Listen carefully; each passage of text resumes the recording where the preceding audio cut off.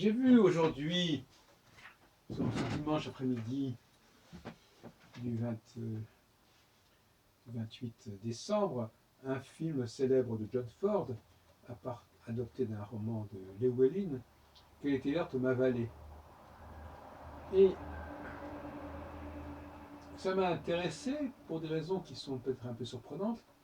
C'est que ça m'a paru avoir inspiré la série des films du Seigneur des Anneaux, et notamment le village du Hobbit, H-O-B-I-T. Une espèce de petit village comme ça.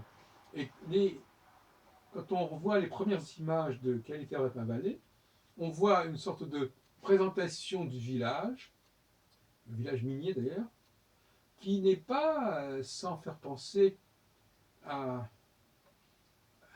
à ces films tirés de l'œuvre de Tolkien, dont il y a eu encore récemment une dernière séquelle,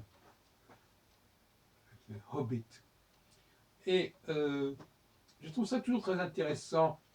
Il y a quelque temps, j'avais déjà signalé le cas de Moby Dick, le film, en tout cas, qui, à mon avis, avait inspiré le Star Trek, avec un personnage comme ça qui préfigurait Mr. Spock, le plutonien, et sur le vaisseau, parce qu'on parle de vaisseau, alors là, on passe du vaisseau qui va sur les océans au vaisseau cosmique, donc il y a vraiment là une influence aussi. Eh bien, il y avait un personnage qui préfigurait Mr. Spock. Et donc, Dr. Spock. Et donc, voyez-vous, pour l'historien du cinéma, je trouve très intéressant d'établir ce genre de connexion, de précédent, d'emprunt. Et je trouve que ça n'est pas suffisamment fait. Ça ne se répandit pas suffisamment. Où est-ce que les cinéastes vont chercher leur inspiration dans quelles œuvres puissent-ils? Et je crois que, bon, je ne pourrais pas vous donner un nombre considérable d'exemples, il y en a d'autres qui pourraient peut-être me venir à l'esprit, mais cette question des emprunts, des transpositions, eh bien moi ça ne m'était pas venu à l'esprit parce que je n'avais pas lu ou je n'avais pas en tête Quelle était ma vallée. D'autant plus que dans ce film, il y a un personnage principal qui est le père de famille, un certain Gwelin, je ne sais pas si ça se passe au Bilcal, Gwelin Morgan, qui est un petit personnage assez. Voilà. Et on peut même penser que l'intérieur de la maison n'est peut-être pas sans évoquer celui du Hobbit. Donc là, il y a un emprunt tout à fait remarquable, mais qui, à mon avis, a d'autant plus de poids pour ceux qui ont, pour le public qui connaît le film de John Ford, qui a été tourné dans les années 1930, donc quand même 70 ans avant les Seigneurs des Anneaux. Et il y a certainement d'autres précédents à trouver de cet ordre. Il y a des choses qui sont recyclées, qui sont récupérées. Mais je crois qu'il y a cet intérêt de recherche qui est intéressant, qui n'a peut-être pas été suffisamment exploité, sauf erreur de ma part. J'avais fait en son temps aussi un travail sur les concertos pour violon du XIXe siècle, et j'avais montré,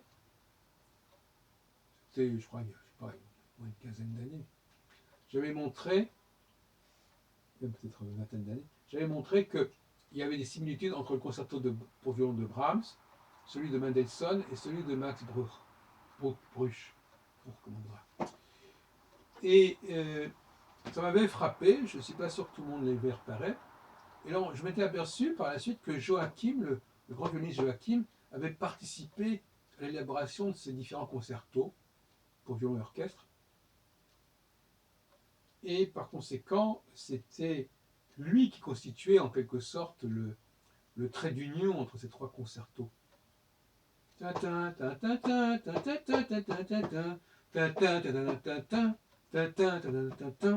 Mais ça, on le retrouve dans plusieurs concertos pour violon.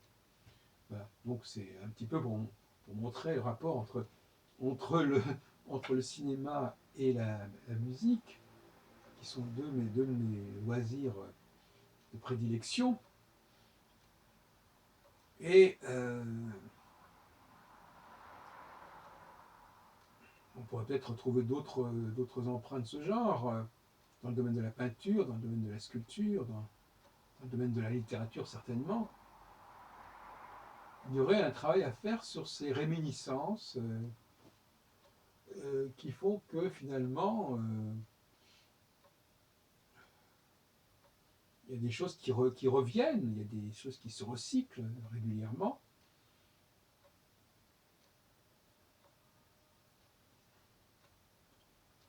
C'est la question des sources, c'est la question des emprunts. Et bien évidemment, alors en termes d'emprunts, alors là, là, il n'y a plus de souci.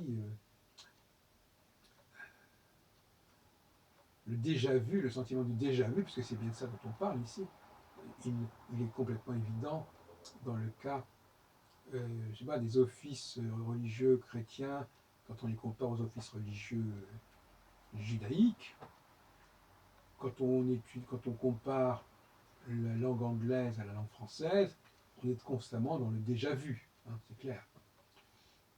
Et dans le domaine architectural, il y a aussi certainement du déjà vu.